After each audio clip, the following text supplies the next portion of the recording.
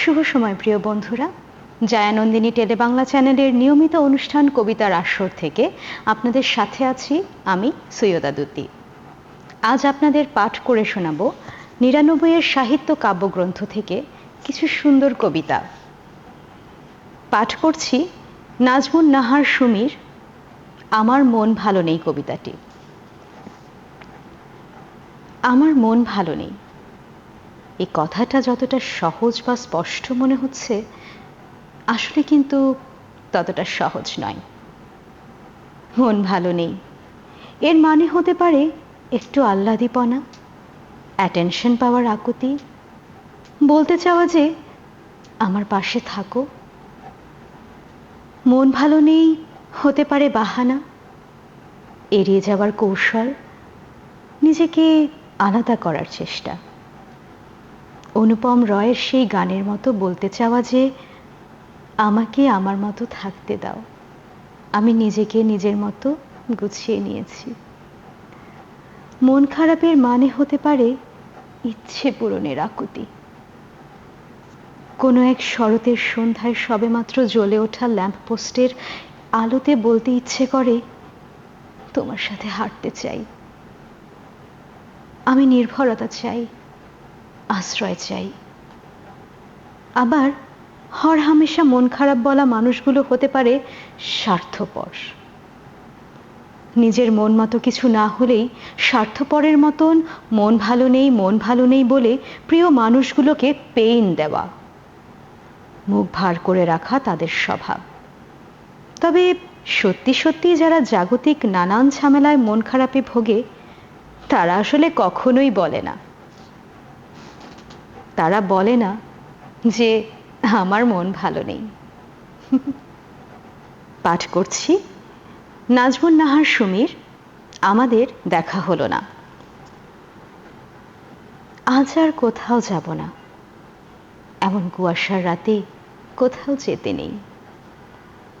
আজ মনে মনে মনটাকে পোড়াবো। আজ বসে রাখা ছাই চাপা ক্ষত অভিযোগের স্ফুলিঙ্গে ছড়াবো।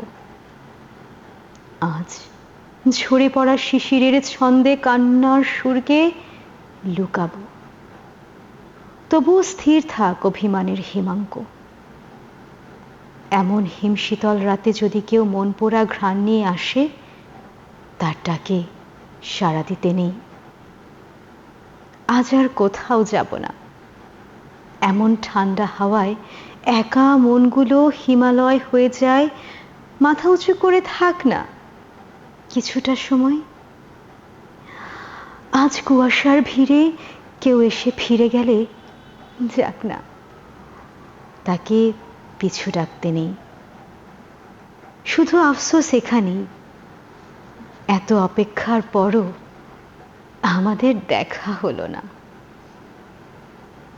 আমাদের আর দেখা হলো না। পাঠ করছি অন্তমিলন ভাইয়ের লেখা অচিন পাখির ঠোঁট কাব্যগ্রন্থটি থেকে প্রিয় ভালোবাসা।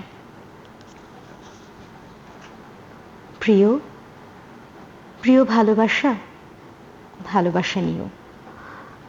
এই হৃদয় তো আগুন, কিছুটা আগুনও নিও।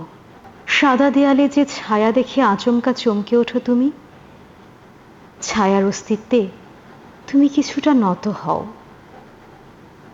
ছায়ার হৃদয় আগুন, আগুনে হাত রাখো। মধ্যরাতে তোমার পানির তৃষ্ণা পেলে ছায়ার হাতে মিনারেল ওয়াটার, ছায়া তো আজন্ম কৃতদাস। গ্রহণ করো পানি, বাঁচো প্রিয় ভালোবাসা, বাঁচো। আরো কিছুদিন বাঁচো প্রিয়, আরো কিছুদিন বাঁচো আমার প্রিয় ভালোবাসা। পাঠ করছি অচিন পাখির ঠোঁট বইটি থেকে ডার্ক সাইকোলজি। সময়টা একদিন হঠাৎ করেই থমকে দাঁড়ালো। গল্পকারের দেয়াল ঘড়িটা আচমকা স্তব্ধ। অথচ অনেকেই হয়তো এখন নান রুটি খাচ্ছেন, শিক কাবাব খাচ্ছেন, চিকন সিগারেট ঠোঁটে নিয়ে আঙুলের ডগায় নাচাচ্ছেন জেলাস ফুল।